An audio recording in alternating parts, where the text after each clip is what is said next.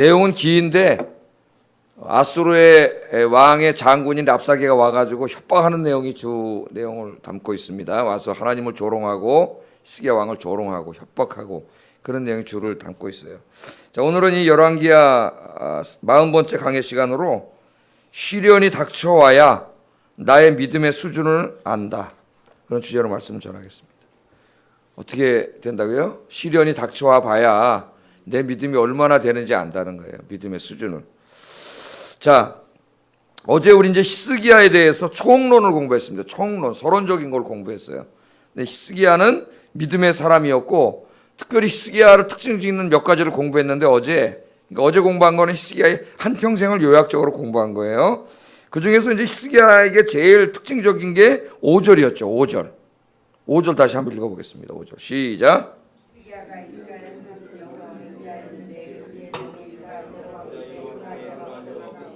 예, 히스기야의 특징 중에 하나가 뭐냐면 여호와 하나님을 의지한 믿음이었어요. 믿음. 여호와 하나님만 의지하고 사는 믿음이 이 히스기야 왕의 특징이었습니다. 그 전후에 어떤 왕도 히스기야 왕만큼 하나님을 의지한 사람은 없었다, 그런 말이죠. 근데 오늘 우리가 지금 그 말씀을 서론적으로 해놓고 바로 그 다음 이제 내용을 읽는데 오늘 좀 깜짝 놀랍니다. 하나님을 의지하는 사람이 왜 이래? 그런 소리 이제 우리가 읽게 되지요. 오늘 이 말씀을 보면은 물론 이제 오늘 18장을 읽었고 내일 19장까지 읽으면 히스기야가 이렇게 하나님을 의지하는 사람이었구나 알게 되는데, 오늘 18장만 읽어가지고는 전혀 그런 모습이 보이지가 않아요. 자, 한번 좀 이 말씀을 생각해 보려고 하는데, 히스기야는 왕이 돼가지고 하나님을 철저하게 의지하는 경건한 왕이었습니다.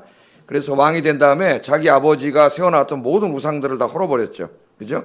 다 헐어버리고 온 백성들이 하나님을 경외하게 하는 이런 대대적인 종교 개혁 정책을 폈던 훌륭한 왕이었고, 모든 일에 하나님을 의지했기에 아수르를 더 이상 무서워하지 않았습니다.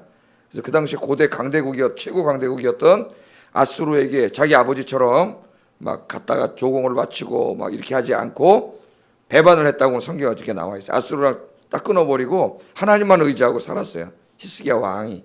그만큼 이제 믿음이 있는 사람이었습니다. 히스기야가 이제 그런 훌륭한 왕이었는데, 오늘 본문에 보면은 아수르가 쳐들어왔을 때 이제 히스기야가 전혀 이상한 모습을 보입니다. 다른 모습을 보여요. 그래서 오늘 제가 제목을 이렇게 정했어요. 시련이 닥쳐와야 믿음의 수준을 알 수 있다. 그러니까 오늘 말씀을 보면 히스기야의 그 하나님을 전적으로 의지하는 믿음이 한순간에 다 이루어진 게 아니라는 걸 알 수 있어요. 시련과 실패를 통해서 이게 그 믿음이 점점 더 강해지고 있음을 오늘 본문을 통해서 우리가 알 수 있습니다. 오늘은 조금 히스기야의 믿음이 좀 위태한 모습을 보이는 그런 부분을 오늘 좀 공부를 해보려고 그래요. 자, 오늘 지도를 하나 보면서 우리 같이 한번 공부해 보겠습니다. 이 아이인데, 이거예요. 예. 자, 이 아수르, 바벨로니아는 이제 이건 조금 후기 지도 같은데, 이거는 바벨로니아는 조그만 도시 국가였고, 이 아시리아가 고대 근동을 다 장악하고 있을 때죠. 힘이 점점 세져가지고 이쪽으로 쳐들어왔다 그랬죠. 서진 정책을 펴가지고 쳐들어와서 오늘 우리가 읽은 성경 몇 절 읽었어요? 18장 9절부터 12절에 보면은 어디가 멸망한 걸 다루고 있어요. 여기가 이제 예루살렘에 있는 요것이 유다고, 남유다고 예루살렘에 있는 것이 요 위가 이스라엘이죠. 이스라엘. 여기가 이제 아람이고 시리아가 이 아람이에요. 이렇게 있었는데 아수르가 쳐들어와 가지고 이 시리아도 점령하고, 자, 거기 9절부터 보면 어디를 점령했어요? 북이스라엘도 다 점령했다고 나오죠. 그때가 히스기야 왕 몇 년이라 그랬어요? 히스기야 왕 6년이라 그랬잖아요. 6년. 본문에 보세요. 히스기야 왕 6년이라 그랬죠. 자, 히스기야 왕 6년에 다 이스라엘이 멸망을 했고, 그 다음에 유다를 쳐들어온 거는 몇 년이에요? 13절에 히스기야 왕 14년. 그러면은 이스라엘이 멸망하고 8년 만에 유다를 쳐들어온 것이 됩니다. 이 말씀대로 하면. 자, 그래서 아수르가 이쪽을 다 점령을 했는데, 히스기야 왕 때에 요 애굽을 중심으로 요쪽이 블레셋이에요. 요 이제 사마리아가 있고, 요 사마리아가 이스라엘이고, 요 이스글론 요쪽이 블레셋이죠. 블레셋 지도가 지금 조그맣게 나와서 그러는데, 이 블레셋과 이 이집트와 유다까지 이 반아수르 정책을 피면서 아수르에게 반란을 일으켰죠. 그러니까 이 아수르의 왕이 이 당시에 사네립이라고 하는 왕이었는데 이것을 좌시하면 안 되겠다 싶어가지고 오늘 보면 대군을 이끌고 쳐들어왔어요. 대군을 이끌고 쳐들어와가지고 이 블레셋 도시들을 다 점령합니다. 오늘 본문에 안 나오지만 역대하고 이사야서를 다 비교해서 읽어보면은 이쪽으로 내려와서 이 남쪽에 보면 큰 해안도로가 있어요. 창세기 공부할 때 제가 공부했는데 상인들이 다니던 큰 도로가 요셉이 팔려갈 때 그걸로 팔려갔는데 큰 이 해안도로를 따라가지고 다 쳐들어와서 다시 이쪽을 다 점령하고 어디로 다시 쳐들어왔어요? 유다로 쳐들어온 거예요. 유다의 어디로? 라기스로 왔다 그랬죠? 라기스는 예루살렘으로부터 남쪽에 있는 도시입니다. 자, 그거 한번 읽어보겠습니다. 13절 한번 읽어보겠습니다. 시작. 유다 모든 견고한 성읍을 쳐서 점령하매. 이제 이쪽 블레셋 지역을 해안 쪽으로 다 점령하고 방향을 틀어가지고 유다 쪽으로 올라온 거예요. 이제 히스기야도 배반했으니까, 자기를 섬기지 않고 조공도 안 바치니까 올라와서 라기스 쪽 해서 점령을 했는데 역사에 의하면 한 46개 성을 점령했다 그래요. 이 남쪽으로 다 점령하고 라기스에다 군대를 딱 배치시켜 놓고 어떻게 했어요? 이제 성경을 보면은 히스기야 왕 14년인데 이때가 아스루 왕 사네립이 올라와서 유다와 모든 견고한 성 46개를 쳐서 점령하고 그 라기스에 딱 이제 14절 한번 읽어보겠습니다. 시작.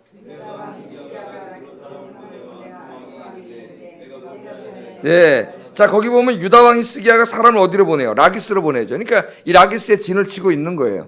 그러니까 이제 굉장히 위협이 된 거죠. 이때까지는 아수르가 쳐들어오진 않았습니다. 강대국이었어요. 이쪽 이스라엘 멸망시키는 거는 히스기야가 왕이 돼서 다 경험을 했죠. 바로 북이스라엘 어제 공부했어요. 다 멸망시켰어요. 그러나 그럼에도 불구하고 히스기야는 하나님을 의지하는 사람이었기 때문에 아수르에게 가서 무슨 조공 바치고 이런 거 안 했습니다. 반아수르 정책을 피고 북이스라엘이 멸망할 때도 하나님을 의지하고 끝까지 버텼죠. 그런데 지금 상황이 달라졌어요. 단지 위협적인 존재가 아니라 지금은 남쪽으로 쳐들어왔어요. 대군을 이끌고. 블레셋 이쪽이 다 점령당했어요. 애굽도 쫓겨갔어요. 이쪽으로. 애굽도 도로 왔는데 이기질 못했어요. 아수르를. 이제 정말로 조그마한 나라 하나 유다가 남은 거예요. 히스기야가. 근데 대군 이끌고 와서 이 남쪽 자기 나라 남쪽을 다 점령하고 라기스에다 군대를 딱 집결시켜 놓고 사람을 보낸 거죠. 오늘 본문이 바로 그겁니다. 그래서 이 사람을 보낸 거예요. 그랬더니 히스기야가 이제 어떻게 됐어요? 우리는 히스기야가 이 위기 상황에서 어떻게 대처하는가? 믿음의 사람이었으니까 끝까지 하나님을 의지하고 하지 않을까? 그런 생각이 드는데 깜짝 놀랍니다. 실제로 진짜 대군이 자기 나라로 쳐들어오는 것을 보고 자기 남쪽 지방의 섬들이 우리나라로 말하면 저 남쪽에 부산 뭐 이런 데가 다 점령당했단 말이에요. 지금 그래서 부산에다가 딱 지금 군대를 점령해 놓고 이제 맘만 먹으면 올라오는 거죠. 예루살렘으로. 겁이 났어요. 어떻게 행동을 하느냐? 14절 16절 한번 쭉 같이 읽어보겠습니다. 시작.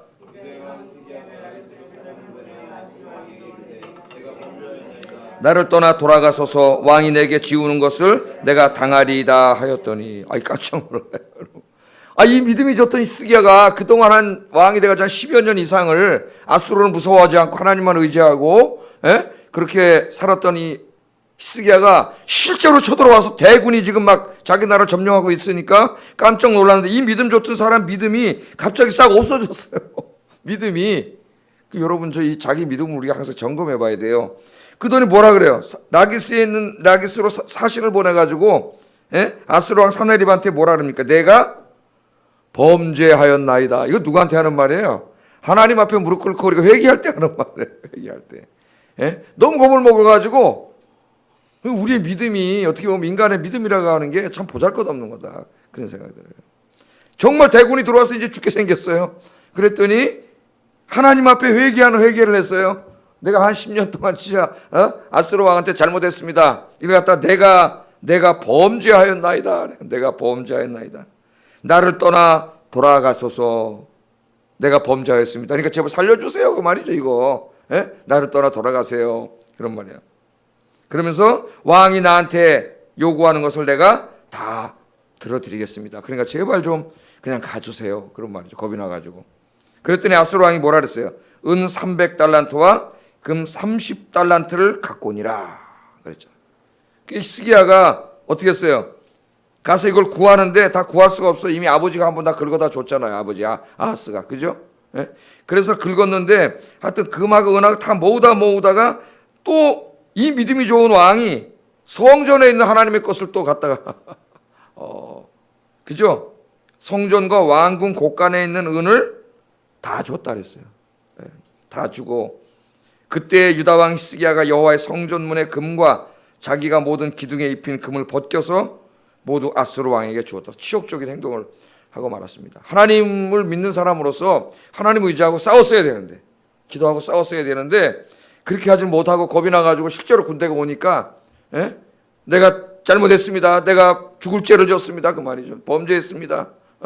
요구하는 대로 다 드리겠습니다. 그래서 성전에 있는 금까지 다 긁어다가 이 아수르 왕에게 줬습니다. 그럼 아수르 왕이 돌아갈 줄 알았어요. 그러니까 여러분 잘 생각하셔야 돼요. 여기서 인간적인, 하나님이 기뻐하지 않는 인간적인 수단과 방법은 우리 인생의 문제를 근본적으로 해결하지 못해요. 꼭 맨 처음에는 해결되는 것 같아. 그렇게 하면 될 것 같아. 아수르 왕이 은 300달란트 금 갖고 오니라. 이것만 주면 되겠구나. 그래서 성전에 있는 것까지 다 긁어다 줬다고요. 히스기야 왕이 기도해야 되는데, 하나님 의지해야 되는데, 물론 이제 19장에 가면은 나중에는 기도해요. 히스기야 왕이 19장에 내일 공부할 거예요. 그랬더니 진짜 하나님이 천사를 보내가지고 28만 5천 명 다 죽여버렸잖아요. 내일 공부할 거예요. 내일 미리 제가 예고편으로 가르쳐 드리는 거예요. 근데 맨 처음에는 그냥 아수르 대군을 보면서 너무 겁을 먹어가지고 이 믿음의 사람도 그냥 여기 주저앉아 버린 거죠. 그래서 성전에 있는 것까지 다 준 거예요.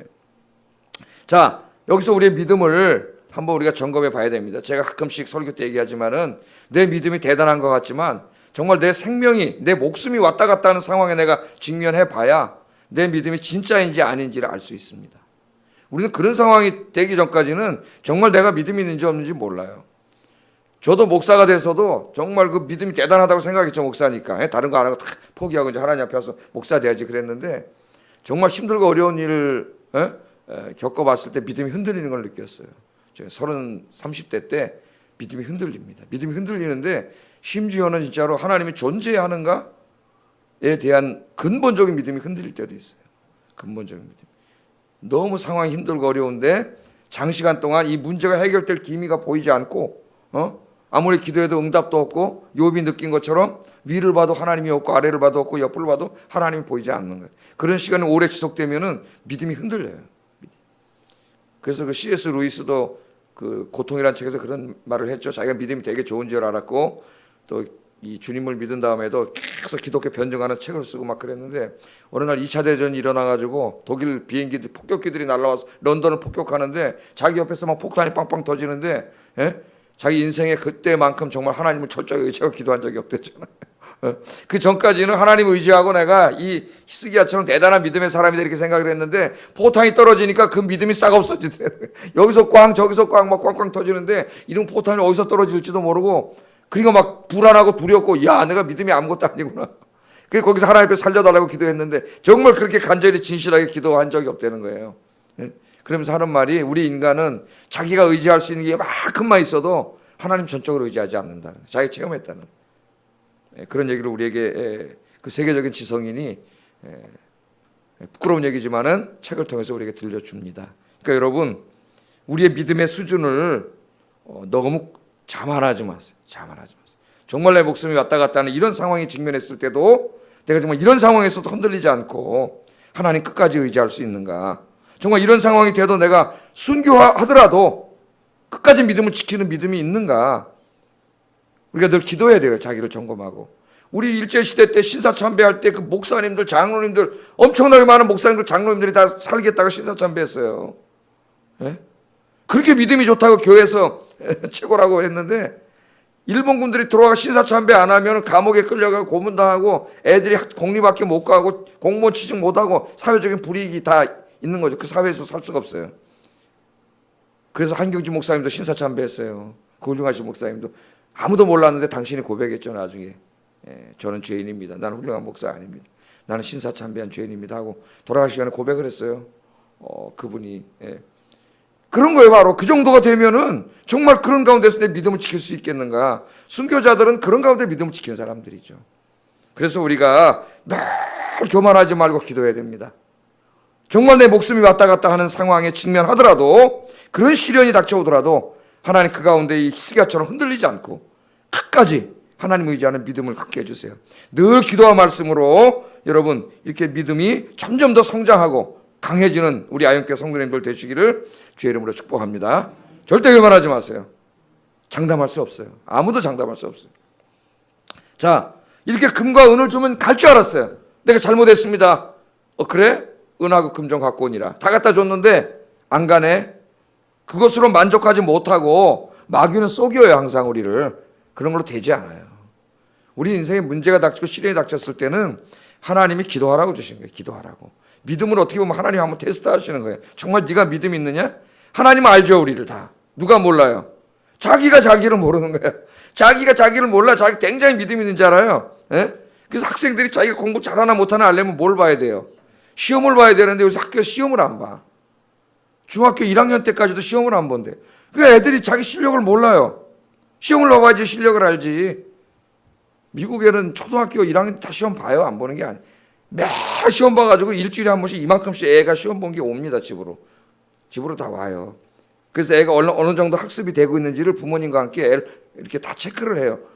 우리나라 시험을 안 봐. 이게 어디서 갖고 놓은 교육 방법인지. 그러니까 애들이 점점 엉망이 되고 실력이 자꾸 떨어져가고 저기 저 돈 있는 부모들 둔 애들만 막 사교육해가지고 막 그렇게 학교 공립학교는 대충 막 학교에서 뭐 공부도 안 하고 애들 다 잔대요. 그냥 우리 어느 때 옛날에 공부는 학원에 가서 하고 학원도 수준이 천차만별해. 그러니까 돈 좀 있는 사람들은 다 어디 이사 가요? 학원 좋은 저 대치동으로 이사 가. 대치동으로 이사 가지고 어마무시한 그 웬만한 사람과 학원비를 댈 수도 없어요. 거기 그 비싼 학원비를. 여기서 그냥 이 동네는 학원 다녀도 그 비용을 대기 어려운데 막 그렇게 하는 거죠. 자, 그 이 만족하지 못하고 일이 해결되지가 않죠. 쳐들어왔어요. 돈만 받아먹고 어떻게 했어요? 성경에 보면은 예루살렘으로 올라가 쳐들어왔습니다. 간 게 아니고. 그러니까 인간의 수단과 방법은 해결되지 않습니다, 여러분. 기도하라고 하나님 하셨을 땐 기도해야 돼요. 기도하라고 그 문제를 주셨는데 기도 안 하고 딴 것만 하면은 하나님 그 문제를 주신 목적이 기도하라고 준 건데 기도를 안 하면 그 문제 해결될 리가 없죠. 하나님 무릎 꿇어야죠. 그래서 19절에는 이제 19장에 가면은 내일 공부할 부분은 시야 무릎 꿇어요. 하나님 앞에. 네, 자, 보겠습니다. 17절 읽어보겠습니다. 시작.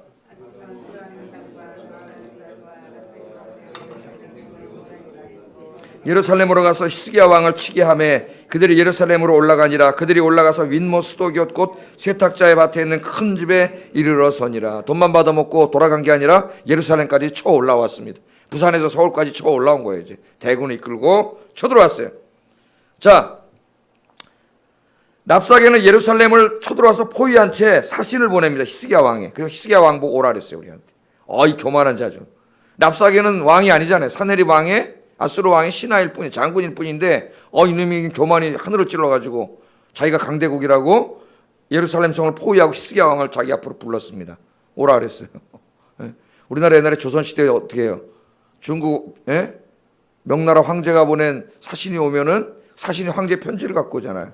편지를 갖고 와 그 신하놈인데 늘 갖고 와서 황제 어쩌고 하면 우리나라 왕이 무릎 꿇고 그걸 들어야 되는 이런 참 그런 나라였어요. 우리나라가. 그런데도 그 중국에다가 무슨 사대를 하겠다고 이 나라의 그 선비들이 그 병자호란 때 그러다가 청나라가 쳐들어와서 나라가 병자호란이 일어나고 다 그러지 않습니까? 한심한 그 이 나라의 정치인들은 조선시대부터 지금까지 정말 한심한 인간들이 제가 목사 인간이라면 안 되고 정치하는 분들이 정말 한심한 나라 망치는 정말 그런 사람들이에요. 정말.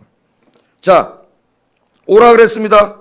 그 히스기야가 아무리 겁이 나도 가면 안 되잖아요. 저쪽은 장군인데 내가 왕인데 아무리 내가 힘이 약해도 왕은 죽으면 죽었지 가면 안 되는 거예요. 그래서 거기 갈라 그러면 차라리 죽는 게 나아요. 거기 가서 목숨을 구차하게 그거 해서 뭐해. 그러니까 히스기야 왕이 이때부터 조금씩 이제 그 오기도 생기고 그런 것 같아요. 가지 않았어요. 누굴 보냈어요? 자기도. 저쪽에 신하들 3명이 왔으니까 장군 셋이 있으니까 신하 3명을 보냅니다. 자기 안 가고. 18절 읽어보겠습니다. 시작. 엘리야김과 서기관 셈나와 아삽의 아들 사관 요아가 그에게 가니라. 왕이 가면 안 되죠. 우리나라 저 임진왜란 때 선조처럼 그냥 일본군이 쫓아온다 그러니까 내뜸 도망가가지고 어디까지 도망갔어요? 신의주까지 도망갔죠. 신의주까지 얼마나 빨리 도망갔는지 일본군이 깜짝 놀랐어요. 일본사. 왜냐하면 그렇게 빨리 도망갈 줄 몰랐다 그러잖아요. 이게 부산에서부터 쳐들어올라 그러면은 이제 쳐들어오는데 스피드라는 게 있잖아요. 올라오면서 군인들은 뭐가 있어? 먹어야 되니까 그 많은 대군을 먹일 이게 뭐가 와야 돼? 식량이 계속 보급이 돼야 되는데 너무 빨리 도망을 가가지고 너무 빨리 쫓아 올라오다 보니까 식량 보급이 다 대기 올라갔다 그래요. 신의주까지 가가지고 그것도 무서워가지고 압록강 건너서 도망가려 그랬잖아요. 선조가. 그랬더니 유성룡을 비롯한 신하들이 전하 안 됩니다. 압록강을 건너는 순간 당신은 조선의 왕이 아닙니다. 그 왕이 도망갔잖아요. 압록강 건너가 그 삶은 뭐예요 그게? 그 신하들이 하도 한심하니까 당신이 강을 건너는 순간 당신이 이 나라 왕이 아니라. 우리 이순신 장군 어떻게 해요? 남쪽에서 목숨을 걸고 나라를 지키고 이순신 장군이 지키는 데는 일본군이 들어와서 백성을 괴롭히지 못해. 그래서 칼의 노래라고 하는 김훈이 쓴 책을 보면은 소설책이죠. 그게 100만 부 이상 팔렸는데 칼의 노래가. 거기서 그 사람이 물어요. 누가 왕이냐? 누가 진정한 왕이냐? 백성을 보살피고 안전을 지키는 게 왕이지. 지 하나 살기다 도망간 놈이 뭐가 왕이냐? 그 책이 그거예요. 누가 진정한 왕이냐? 누가. 나중에 이순신한테 시기질 털 느껴갖고 막 잡아다 죽이려고 그런 일이 벌어지지 않았어요? 하여튼 3명의 신하가 갔습니다. 그랬더니 랍사게가 대표인 거기 랍사게가 이제부터 소리를 치기 시작해요.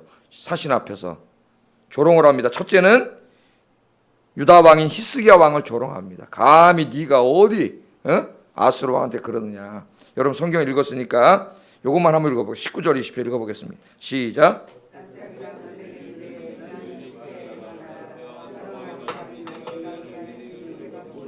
내가 쌓을 만한 계교와 용력이 있다고 한다마는 이는 입에 붙은 말뿐이라 내가 이제 누구를 의뢰하고 나를 반역. 히스기야 왕한테 니까지 어디 감히 덤비냐. 신하들한테 히스기야 왕을 조롱하고 두 번째 21절에서 24절에는 히스기야가 약간 연합을 했던 애굽을 조롱합니다. 상한 갈대 같은 애굽이 뭘 너를 도와주겠니? 거기 가면 너한테 말 줄 것 같으냐? 내가 말 2,000마리 줄게. 말 2,000마리 내가 줄 테니까 내가 타고 덤벼봐라. 이런 식으로 조롱을 하는 거죠. 오늘 성경에 보면은 계속 조롱을 합니다. 그 다음에 제일 중요한 건 누구를 조롱해요? 25절부터 35절까지 살아계신 여호와 하나님을 조롱합니다. 계속 어떤 말이 나와요? 백성들한테 소리를 지르면서 유대 백성들한테 히스기야한테 속지 마라. 여호와가 우리를 도와줄 거다. 니네 왕이 그렇게 말할지 모르는데 그 말에 속지 말라는 거죠.